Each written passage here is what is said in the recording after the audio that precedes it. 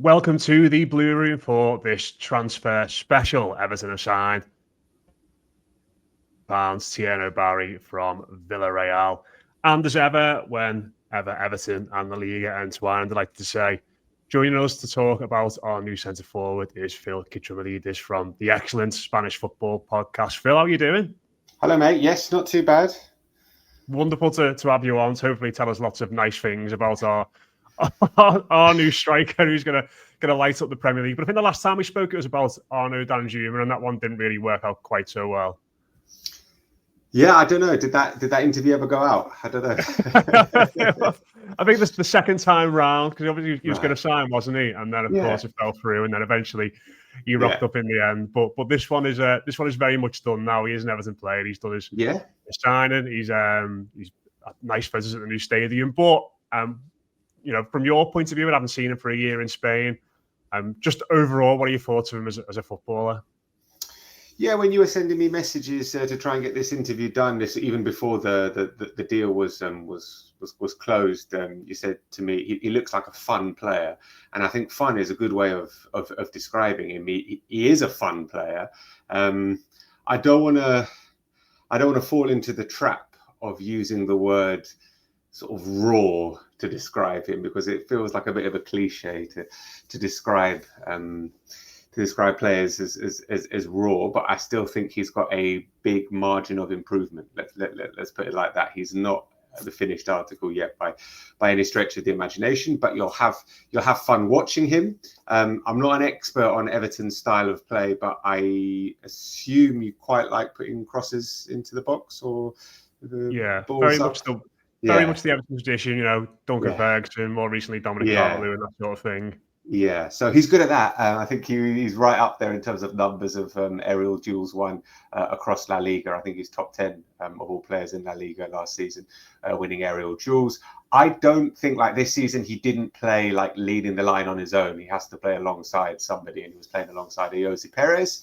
You might remember from his Newcastle United days. He's had an unbelievably good season in Spain, and I think playing alongside Thierno has helped him. So I'm not sure how he's going to be used in the Everton formation. But I think alongside somebody, you'll be able to get something out of him. I have to say, I mean, maybe it's just my Spanish mentality, and we're a bit poorer over here in La Liga. So when we see this kind of money, it's kind of eye-catching and eyebrow raising. But I mean, it seems like a lot. Let's put it like that. It seems like a lot. He might turn out to be a brilliant signing in the Premier League, and it could double his value. Who knows? But for what I've seen from him this season, and the numbers are solid, but it feels like a lot of money. We're talking 40 million euros, up to 40 million euros, isn't it? Something like that. That feels like quite a lot for turn. Let's put it this way. It feels like a good deal for Villarreal. And in terms of Villarreal's fans and journalists and people that cover them, they're not too distraught. I think most of them are thinking, "Wow, I mean, he was good and we liked him." And they, partly because his name is Barry, which is quite funny. Anyway, they quite liked him, but they're not distraught. Let's put it like that. I don't want to bring a dampener on it. We're talking from an Everton perspective, and like I said, he's got a lot of qualities that could fit in quite well. But it feels like, maybe it's the Premier League premium as well. They know that Premier League teams have got a lot of money and they're trying to get the most out of that they can. But it feels like a good amount of money for Villarreal. Let's put it like that. They're pretty happy. I mean, we're here for your honest opinion. I mean, I'm not sure anyone listening to this will have watched him, or certainly as much as yourself. But obviously, he has only had a year in Spain. He's been all around Europe in his early career. He's played in Belgium, second division. He was in Switzerland, moved to Villarreal, and over the course of that season, would you say it's one of those where you've seen progression from him at Villarreal, or has it been one of, has he just sort of burned brightly, come off the boil for a few games, had the odd good game here and there, or would you say that working under someone like Marshall, who's obviously very experienced manager at this point in his career, has really helped him sort of make progression over the course of the campaign?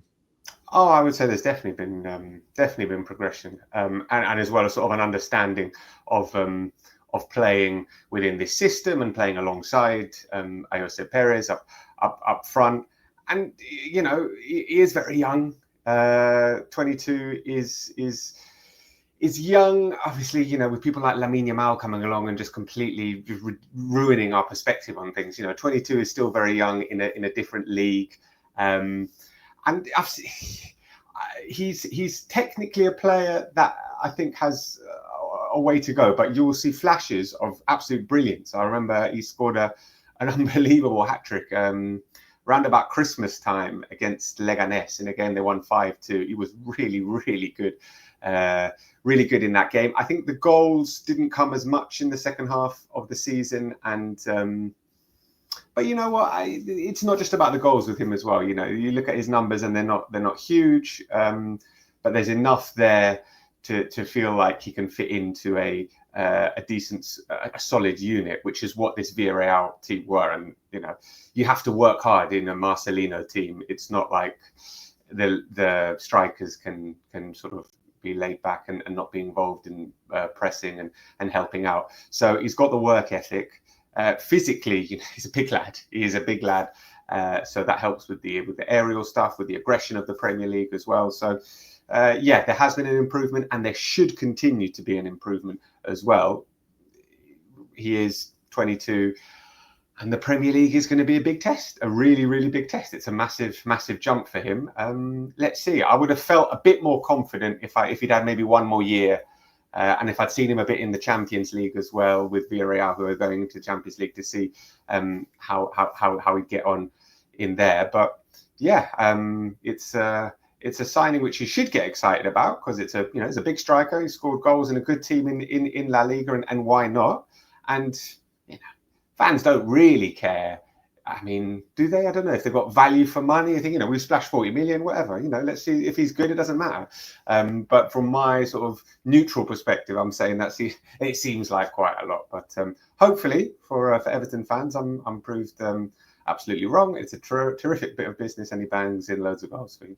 Yeah, I think from Everton fans' point of view, we are maybe a bit more conscious with finances after the reductions over the past few years. Yeah. But we seem to be on a stronger financial footing now, certainly. But you sort of mentioned there about Villarreal and the way in which they play under Marcelino. And I've not did my stuff to loads of Spanish football last season. 4-4-2, very, very rigid. Yeah. Well, I was going to say, it feels like they are one of the more. You could imagine them playing in the Premier League maybe more than a lot of other teams in Spain. Mm-hmm. So when he was playing well and when he was scoring goals, like, how did he kind of fit into that? Was it just very much a front two? Was it Perez kind of playing as a number 10? Did he ever really roam into any wide positions or anything like that? Or was it just very much he was the focal point of the attack when he was in the team? The person who roamed a bit more is Jose Perez, but yeah, and Jose often played as a number 10 as well, playing off Barry. But Barry didn't play as a number 10 at all, really. I don't think he has the technical ability at the moment to do that. Yes, he can drop wide, but in this Villarreal team, they didn't really need to go that wide, to be honest. So it was much more central, the positions that he occupied, and it was Jose Perez who moved a little bit more, shall we say? And again, they quick transitions, playing on the break a lot. Like a lot of the time, they didn't want the ball. There was another game. I watched more matches than Villarreal against Leganés, but I also watched Villarreal at home to Leganés towards the end of the season. And this was a really interesting game because Villarreal basically didn't want the ball. They didn't have any possession in this game. And Leganés are a relegation-threatened team. Villarreal were just like, you have the ball. That's fine. We're at home. I think they had 30% of possession again at home to this relegation-based team, a threatened team, and they won 3-0. So that was the kind of team that he was playing in last season. It wasn't necessarily we want to have the ball, we want to dominate. We're quite happy to sit back and hit you on the counter attack. So I don't know if that's broadly speaking the mentality that Everton will approach the season with, but it wasn't.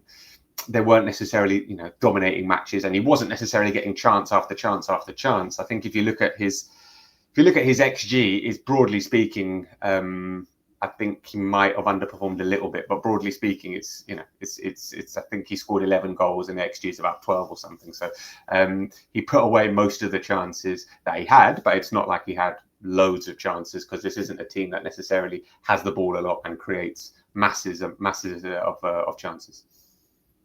And again, obviously he's only been in Spain for a year, but have you managed to get any kind of read on his personality and sort of what he's like in regards to the group and stuff like that? Not really, no. It's funny because Villarreal, because this, I live in Madrid, and Real Madrid and Barcelona dominate proceedings, and you try to, on our podcast, we try and talk about all different types of teams and players and characters, and we do, but we haven't spoke too much about old Barry. So no, I can't really tell you what he's like as a fella, unfortunately. And just finally, I don't know if you would have noticed this. But we're recording this on Thursday afternoon. The day before we recorded this, it was Sandro Ramirez's 30th birthday. Obviously, someone who tread legend. Yeah, who tread the path from La Liga. We were all very excited about him coming to the Premier League. 5 million, it felt like a transfer which couldn't really go wrong at the time, and obviously it did go very, very wrong for Everton. Did he score any goals for Everton? He scored 1 goal. He Right. scored, funnily enough, he scored the last ever European goal at Goodison Park in a 5-1 loss to Atalanta. Wow. So yeah, you will go down in the annals of Goodison history for that, albeit not the best night. But just in regards to both of those two, would you say that Barry is someone who is better equipped maybe to come over to the Premier League at a young age and perform? Yeah, definitely. Yeah, 100%. He's already moved countries before he's been around. So Sandro is from the Canary Islands as well, and we don't want to be sort of stereotypical as well, but if we are going into sort of cultural background, Canary Islanders are pretty sort of chill, and there have been some really good Canary Island exports, not least David Silva, but a lot of other ones haven't necessarily worked out in cold northern European places. That's a very reductionist sort of simple analysis, but there is a hint of truth to it as well. Whereas obviously Barry has travelled, he's been in different countries, he's adapted, and it feels like he is, as well as physically as well. Physically, he seems pretty well suited to the Premier League. Brilliant stuff. First, before you go, could you let people know who want to get involved in the Spanish Football Podcast this summer and going into the new season? Because it's always a fantastic listen for, like you said, not just at the big clubs of Spain, but all through the pyramid, really. Yeah, it's me and a guy called Sidlo, who you might know from The Guardian, and we talk about all different types of issues around Spain and Spanish football. Not just football, but life as well here in Spain, but a lot of football too. And you can find us anywhere you get your podcasts. And we've also got Patreon, patreon.com/TSFP. Wonderful stuff. Phil, thank you very much for your time today. Really appreciate it. And hopefully we'll speak to you again soon. Cheers, mate. Good luck to Barry.